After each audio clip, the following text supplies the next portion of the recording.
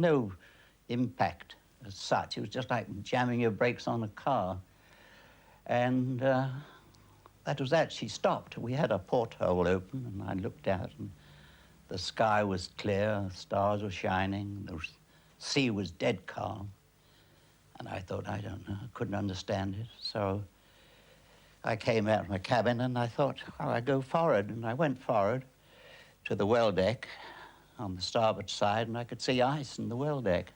There's no sign of iceberg then, because she'd passed us. And the lights were shining on the water from the portholes, and no sign of damage above waterline. And of course, what had happened, we'd slipped over the iceberg. And although she was supposed to be unsinkable with a double bottom, the iceberg had cut her from forward on the starboard side to the engine room, almost amidships, right through her two bottoms. And we had orders to get the lifeboats out. And of course the order, the same old order, women and children. And we swung the lifeboats out and gradually filled them up. First boats were away on the port side. The first boats away didn't have many passengers on board. They were afraid to go down. There was a 70-foot drop to the water, and they didn't think she was going to sink. And a few of the first boats on the port side got away with half filled.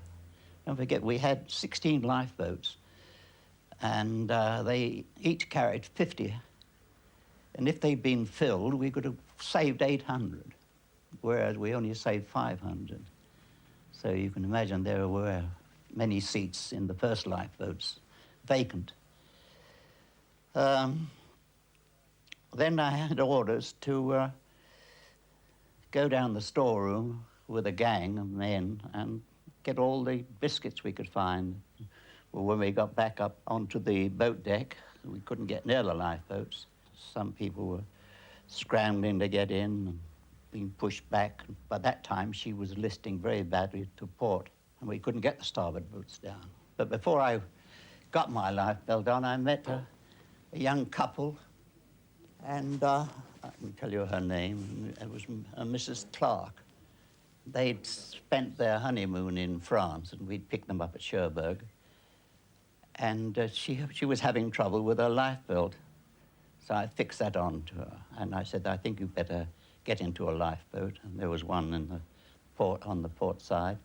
So she said, no, I don't want to go there. I don't want to leave my husband. So I said, well, it's just a precautionary measure. You get in, your husband will follow later on. And I got her away, and that was that. And then I picked up my own lifeboat and put it on.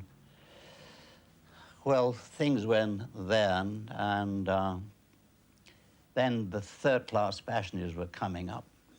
There were 700 of them, and they swarmed the decks and filled up the decks. And I thought, well, I'd done all I possibly could. I'd helped them all I could.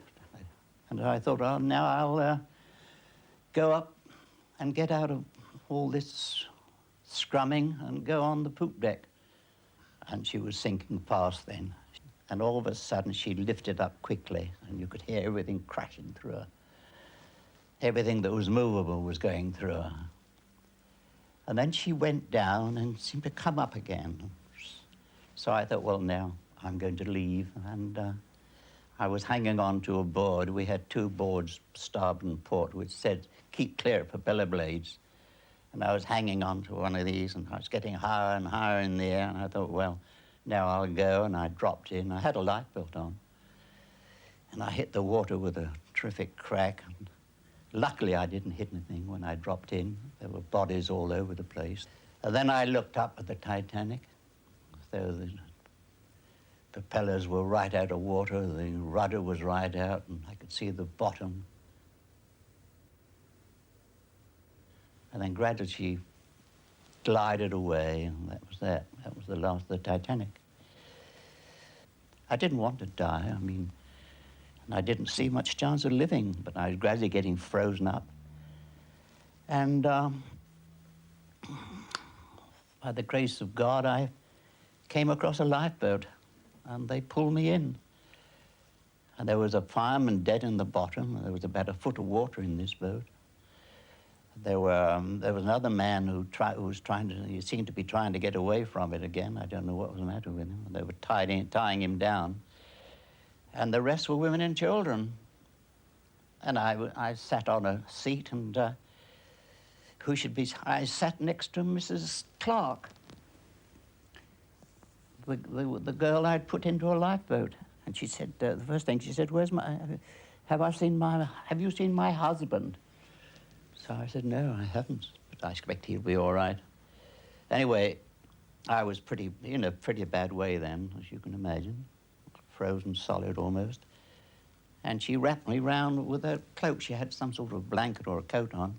Anyway, I think she probably saved my life, I don't know. But I saved hers.